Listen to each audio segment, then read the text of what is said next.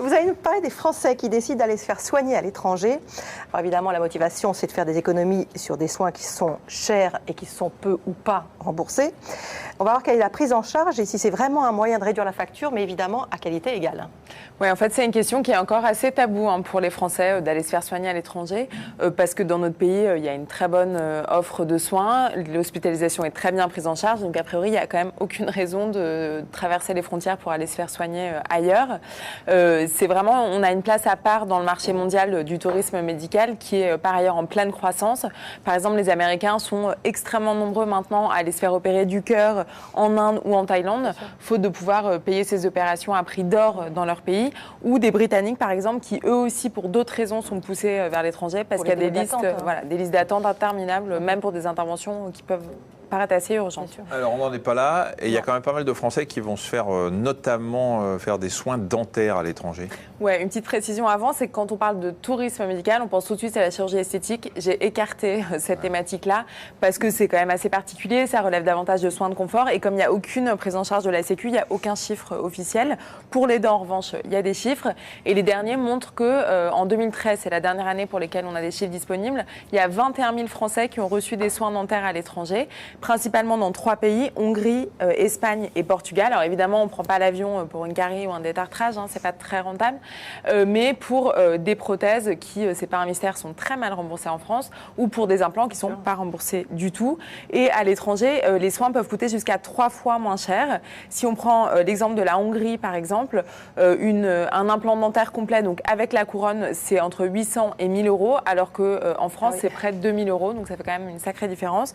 Alors ça s'explique évidemment par les loyers, les charges, le matériel, le coût du matériel qui est moins élevé dans ces pays-là, et puis aussi des marges appliquées par les dentistes qui ne sont pas tout à fait les mêmes dans les autres pays européens. Et est-ce que sur ce prix moindre, on peut quand même avoir une prise en charge de la Sécu ?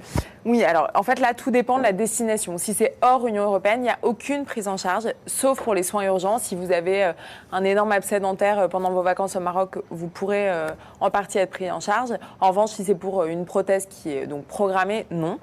À l'intérieur de l'Union européenne, c'est très différent. Il y a un texte qui a complètement changé la donne, qui est assez récent. C'est une directive de 2011 qui a été transposée dans le droit français en octobre 2013. Et depuis cette date, se faire soigner dans un autre pays membre, c'est vraiment devenu un droit, puisque ce texte dit clairement que n'importe quel citoyen européen qui décide d'aller se faire soigner dans un autre pays membre sera remboursé à son retour exactement au même tarif que s'il avait été soigné dans son pays d'origine, enfin dans son pays d'affiliation. La seule restriction, c'est que évidemment les soins doivent faire partie des soins qui sont pris en charge dans son pays d'affiliation. Donc pour les couronnes, oui, pas de problème puisque c'est pris en charge en France. En revanche, si c'est un implant, il n'y a pas plus de prise en charge. Voilà, sauf de la part de votre mutuelle si vous en avez une. Alors, comment je fais concrètement pour aller me faire c'est étonnamment simple, contrairement, en tout cas administrativement, contrairement à ce qu'on pourrait croire. En fait, il n'y a aucune autorisation préalable à demander à la Sécu, sauf pour les soins d'orthodontie. La seule chose à faire, c'est de vous procurer cette carte. Alors, voilà, je vous la montre, qui est la carte européenne d'assurance maladie. Il faut la demander à peu près 15 jours avant de partir, soit sur Internet, sur le site www.amelie.fr. Je l'ai fait, ça m'a pris 1 seconde et je l'ai reçu 4 jours plus tard. Il faut bien préciser que vous la voulez pour l'année, parce que si vous ne mettez rien, on va vous la donner pour 15 jours ou 1 mois. Elle est valable pas forcément une année, donc il faut bien le préciser. Alors c'est valable 2 ans même maintenant. 2 ans maintenant. Et en fait, à partir du moment où vous avez une carte vitale, c'est vraiment, il y a un clic à faire et moi je l'ai reçu en 5 jours. Regardez pas tous les détails de sa carte. Sinon, sa date de naissance. Mais je sais bien. Sinon, ce qui est très mystérieux. Sinon, vous allez dans le centre de sécu le plus proche de chez vous. C'est hyper simple, il n'y a aucun papier à fournir, c'est gratuit, c'est valable 2 ans et dans certains cas, ça vous permet d'éviter d'avancer les frais. Toujours est-il qu'il faut bien conserver tous les documents qui ont trait à vos soins, les radios panoramiques, les factures, tous les justificatifs, parce que quand vous reviendrez en France, vous devrez quand même faire un petit dossier à envoyer à votre caisse de sécu pour pouvoir être remboursé. De toute façon, dès qu'on voyage en Europe, c'est bien de l'avoir avec soi, de la demander d'avoir avec soi. Pour les dents, voilà. De toute façon, c'est pour bien. les soins urgents, etc. Absolument. Demandez-la. Donc, on a bien compris les problèmes de sous, mais maintenant, est-ce que les soins sont de qualité égale ?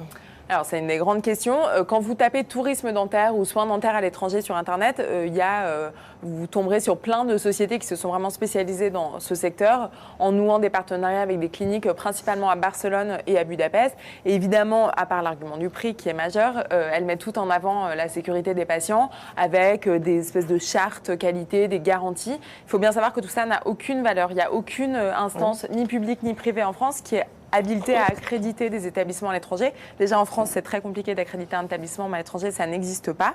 Alors ça ne veut pas dire pour autant que vous serez mal soigné, hein. C'est pas du tout ce que je suis en train de dire, mais la qualité peut être variable. Il n'y a pas de garantie. De manière générale, on peut vous dire de privilégier les grosses structures qui ont pignon sur rue. Et même si vous passez par un intermédiaire, passez un coup de fil avant, renseignez-vous, posez certaines questions. Par exemple, le taux d'infection nosocomiale, normalement, on est censé pouvoir vous le donner. Demandez aussi si les praticiens parlent français, parce que c'est quand même un gage de qualité des soins de comprendre ce qu'on vous demande. Ça, c'est la première chose. Et puis ensuite, sur la compétence des dentistes, on peut être rassurant. Il y a des bons et des mauvais dentistes partout, mais pas plus ailleurs qu'en France. Et d'ailleurs, un tiers des nouveaux dentistes qui se sont installés cette année en France ont justement été formés à l'étranger. Et pour la plupart, dans certains de ces pays européens, on va se faire poser nos prothèses. Et puis on peut demander à un dentiste à l'étranger, est-ce que vous êtes bon? Évidemment. Je pense qu'il y a beaucoup de chances pour qu'ils vous disent qu'il est totalement nul. Première question. Alors justement, j'ai un implant, je me suis fait poser un implant en Hongrie et il vient de tomber. Mais ça, c'est vraiment le problème. Voilà. Ça, ce serait vraiment pas de chance.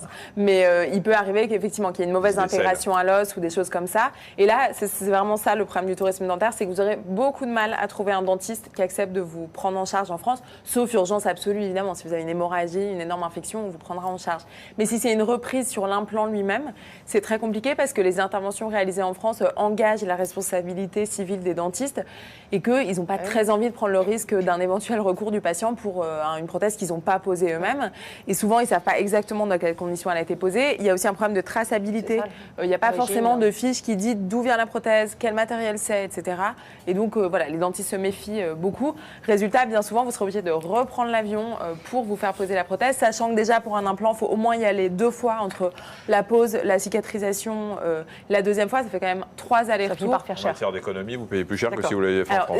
Si vous avez 4 dents à faire et que ça se passe très bien, c'est très rentable. Après, si ça se passe mal, ça devient un peu... Enfin, voilà, c'est Benoît me fait une remarque très intéressante. Il me dit sans compter que prendre l'avion avec un mal de dents, tu douilles.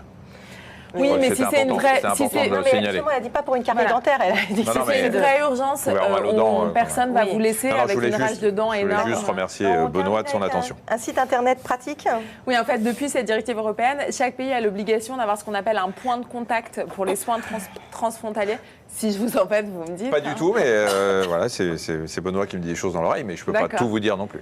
Parlez-moi à moi, Marie-Pierre. Je vous parle, Marina. Et donc, chaque pays a un point de contact qui pourra vraiment vous renseigner sur les établissements, la qualité des soins, le droit des patients, parce que c'est aussi le problème en cas de complications, c'est que tous les pays européens n'ont pas une législation aussi protectrice que nous en termes d'accidents médicaux et d'indemnisation. Ce site, c'est www.cles.fr, c'est le centre des liaisons européennes et internationales de sécurité sociale. Il y a la liste de tous les points de contact de chaque pays.